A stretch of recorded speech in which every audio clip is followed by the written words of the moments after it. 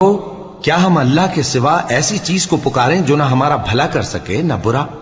اور جب ہم کو اللہ نے سیدھا رستہ دکھا دیا تو کیا ہم الٹے پاؤں پھر جائیں؟ پھر تو ہماری ایسی مثال ہو جیسے کسی کو جنات نے جنگل میں بھلا دیا ہو اور وہ حیران ہو رہا ہو، اور اس کے کچھ رفیق ہوں جو اس کو رستے کی طرف بلائیں کہ ہمارے پاس چلا۔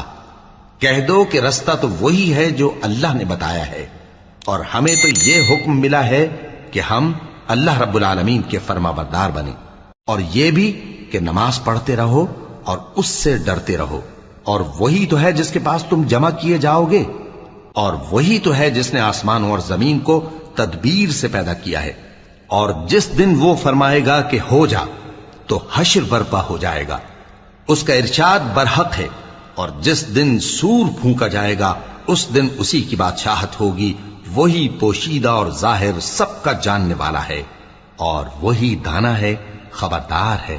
اور وہ وقت بھی یاد کرنے کے لائق ہے جب ابراہیم نے اپنے باپ آزر سے کہا تھا، تم کیا بتوں کو معبود بناتے ہو؟ میں دیکھتا ہوں کہ تم اور تمہاری قوم کھلی گمراہی میں ہو۔ اور ہم اس طرح ابراہیم کو آسمانوں اور زمین کے عجائبات دکھانے لگے تاکہ وہ خوب یقین کرنے والوں میں ہو جائیں۔ یعنی جب رات نے ان کو پردہ تاریکی سے ڈھانپ لیا تو آسمان میں ایک ستارہ نظر پڑا، کہنے لگے یہ میرا پروردگار ہے۔ جب وہ غائب ہو گیا تو کہنے لگے کہ مجھے غائب ہو جانے والے تو پسند نہیں۔ پھر جب چاند کو دیکھا کہ چمک رہا ہے تو کہنے لگے یہ میرا پروردگار ہے۔ لیکن جب وہ بھی چھپ گیا تو بول اٹھے کہ اگر میرا پروردگار مجھے سیدھا رستہ نہیں دکھائے گا تو میں ان لوگوں میں ہو جاؤں گا جو بھٹک رہے ہیں۔ پھر جب سورج کو دیکھا کہ جگمگا رہا ہے تو کہنے لگے میرا پروردگار یہ ہے، یہ سب سے بڑا ہے۔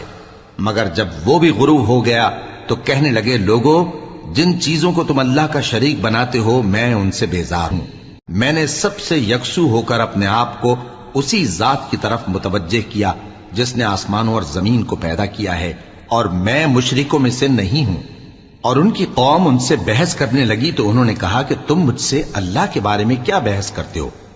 اس نے تو مجھے سیدھا رستہ دکھا دیا ہے، اور جن چیزوں کو تم اس کا شریک بناتے ہو میں ان سے نہیں ڈرتا، ہاں جو میرا پروردگار کچھ چاہے۔